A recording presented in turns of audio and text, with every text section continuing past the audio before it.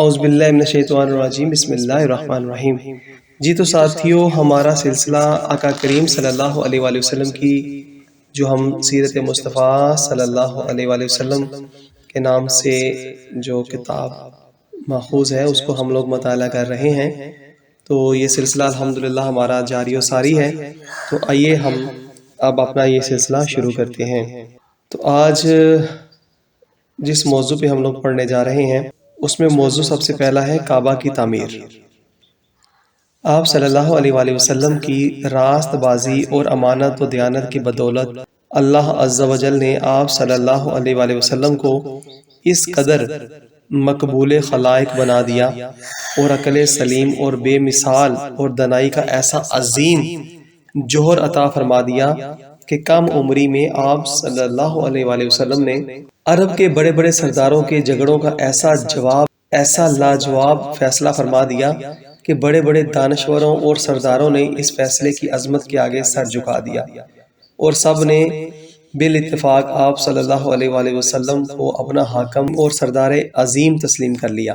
چنانچہ اس قسم کا واقعہ تعمیر کعبہ کے وقت پیش آیا، جس کی تفصیل یہ ہے کہ جب آپ صلی اللہ علیہ وآلہ وسلم کی عمر 35 برس کی ہوئی تو زوردار بارش سے حرم کعبہ میں ایسا عظیم سیلاب آ گیا کہ کعبہ کی عمارت بالکل ہی منہدم ہو گئی۔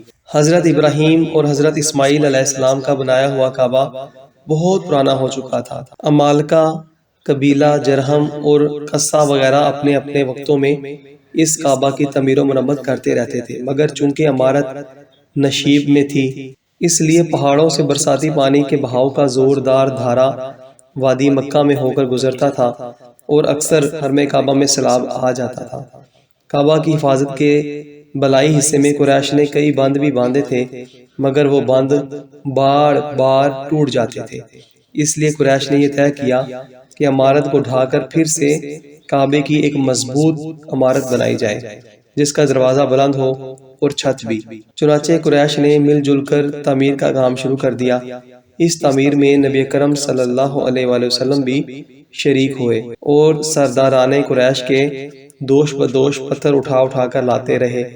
مختلف قبیلوں نے تعمیر کے لیے مختلف حصے آپس میں تقسیم کر لیے۔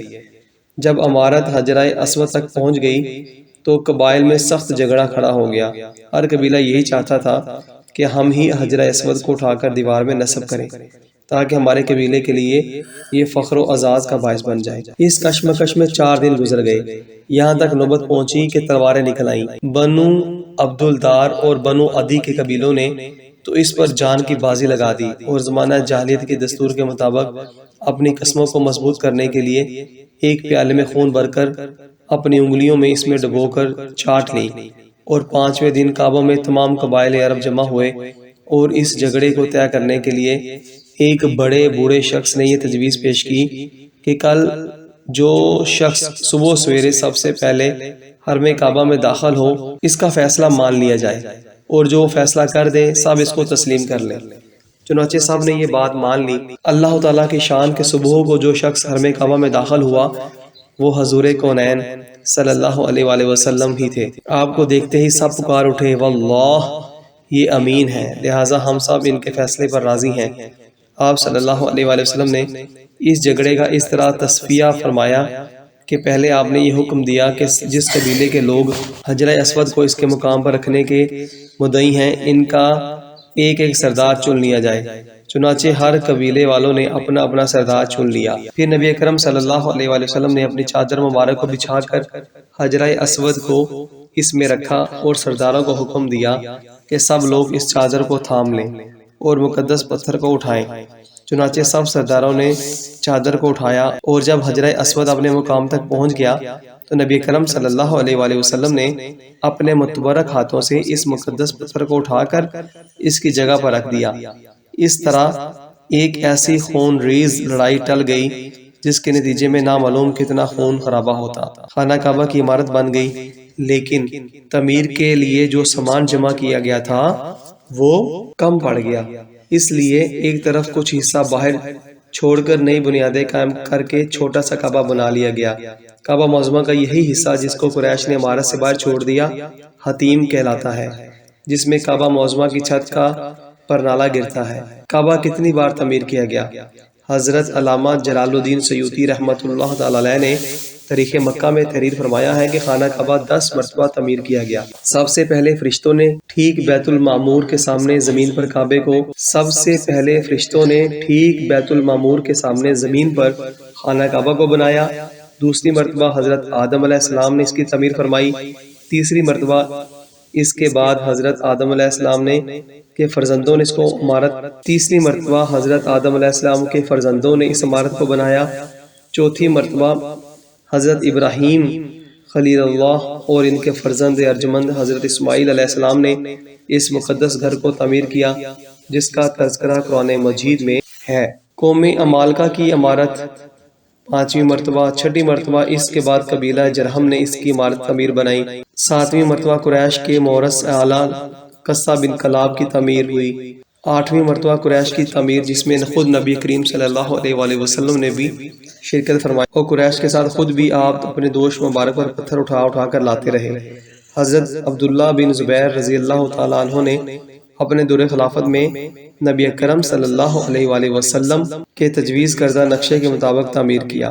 حضرت عبداللہ بن زبیر رضی اللہ تعالیٰ عنہ نے اپنے دور خلافت میں نبی اکرم صلی اللہ علیہ وآلہ وسلم کے تجویز کردہ نقشے کے مطابق تعمیر کیا، یعنی حتیم کی زمین کو کعبے میں داخل کر دیا، وہ دروازہ سطح زمین کے برابر اونچا کر رکھ دیا، اور ایک دروازہ مشرق کی جانب اور ایک دروازہ مغرب کی سمت بنا دیا۔ عبداللہ بن مروان اموی کے ظالم گورنر حجاج بن یوسف ثقفی نے حضرت عبداللہ بن زبیر رضی اللہ تعالی عنہ کو شہید کر دیا اور ان کے بنائے ہوئے کعبے کو ڈھا دیا، اور پھر زمانہ جاہلیت کے نقشے کے مطابق کعبہ بنا دیا، جو آج تک موجود ہے۔ مخصوص احباب۔ اعلان نبوت سے قبل جو لوگ نبی اکرم صلی اللہ علیہ وآلہ وسلم کے مخصوص احباب و رفقا تھے، وہ سب نہایت ہی بلند اخلاق، عالی مرتبہ، ہوش مند اور باوقار لوگ تھے۔ ان میں سب سے زیادہ مقرب حضرت ابوبکر صدیق رضی اللہ تعالی عنہ تھے، جو برسوں آپ صلی اللہ تعالی علیہ وآلہ وسلم کے ساتھ وطن اور سفر میں شریک رہے، اور تجارت نیز دوسرے کاروباری معاملات میں ہمیشہ آپ صلی اللہ علیہ وآلہ وسلم کے شریک کارو رازدار رہے۔ اسی طرح حضرت خدیجہ رضی اللہ تعالی عنہا کے چچا زاد بھائی حضرت حکیم بن حزام رضی اللہ تعالی عنہ، جو قریش کے نہایت ہی معزز رئیس تھے، جن کا ایک خصوصی شرف یہ ہے کہ ان کی ولادت خانہ کعبہ کے اندر ہوئی تھی، یہ بھی نبی اکرم صلی اللہ تعالی علیہ وآلہ وسلم کے مخصوص احباب میں خصوصی امتیاز رکھتے تھے۔ حضرت سماد بن سلبہ رضی اللہ تعالی عنہ، جو زمانہ جاہلیت میں طبابت اور جراحی کا پیشہ کرتے تھے، یہ بھی احباب خاص میں سے تھے۔ نبی اکرم صلی اللہ علیہ وآلہ وسلم کے اعلان نبوت کے بعد یہ اپنے گاؤں سے مکہ آئے تو کفار قریش کی زبانی یہ پروپوگنڈا سنا کہ نبی اکرم صلی اللہ علیہ وآلہ وسلم مجنون ہو گئے ہیں، معاذ اللہ۔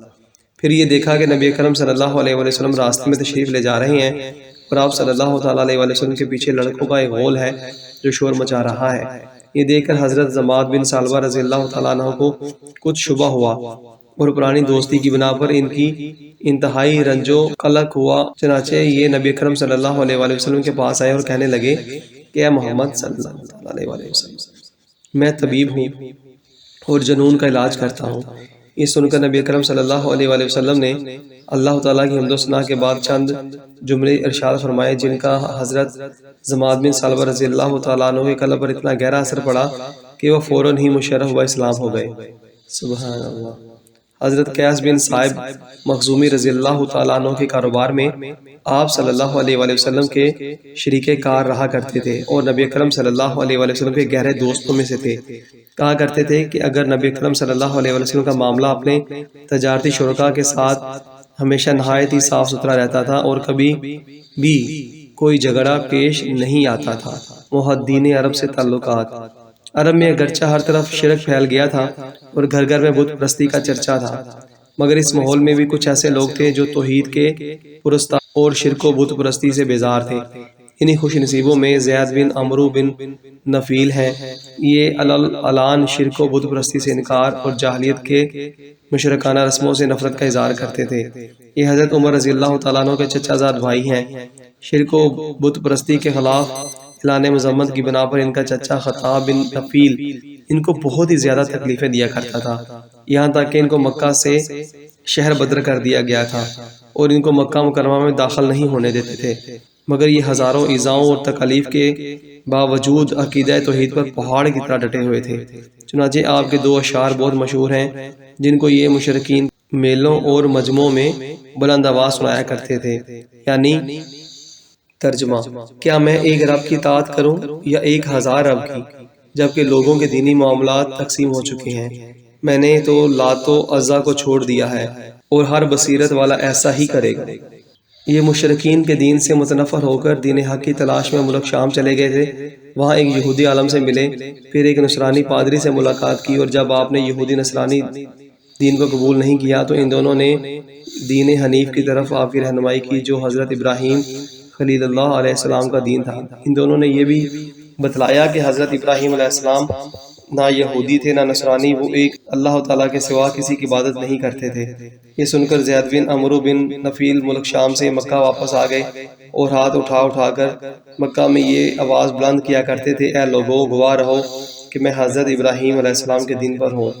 اعلان نبوت سے پہلے نبی اکرم صلی اللہ تعالیٰ علیہ وآلہ وسلم کے ساتھ زید بن عمرو بن نفیل کو بھی بڑا خاص تعلق تھا اور کبھی کبھی ملاقاتیں بھی ہوتی رہتی تھیں۔ چنانچہ حضرت عبداللہ بن عمر رضی اللہ تعالیٰ عنہما راوی ہیں کہ ایک مرتبہ وحی نازل ہونے سے پہلے نبی اکرم صلی اللہ تعالیٰ علیہ وآلہ وسلم کی مقام بلدہ کی ترائی میں زید بن عمرو بن نفیل سے ملاقات ہوئی تو انہوں نے نبی اکرم صلی اللہ علیہ وآلہ وسلم کے سامنے دسترخوان پر کھانا پیش کیا۔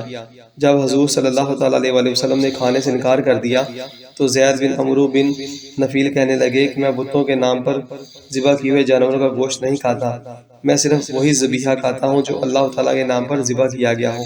پھر قریش کے ذبیحوں کی برائی بیان کرنے لگے اور قریش کو مخاطب کر کے کہنے لگے کہ بکری کو اللہ تعالیٰ نے پیدا فرمایا ہے اور اللہ تعالیٰ نے اس کے لیے آسمان سے پانی برسایا اور زمین سے گھاس اگائی، پھر اے قریش تم بکری کو اللہ کے غیر بتوں کے نام پر ذبح کرتے ہو۔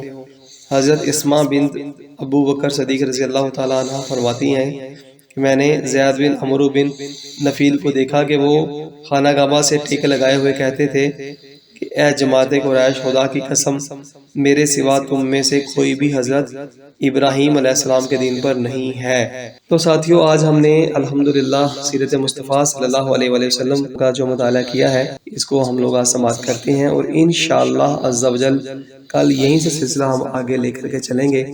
اللہ تعالی ہمیں دین حق پر چلنا اور دین حق پر ہی مرنا عطا فرمائے، زندگی اسلام پر اور موت ایمان پر عطا فرمائے، آمین یا رب العالمین۔ السلام علیکم ورحمۃ اللہ وبرکاتہ۔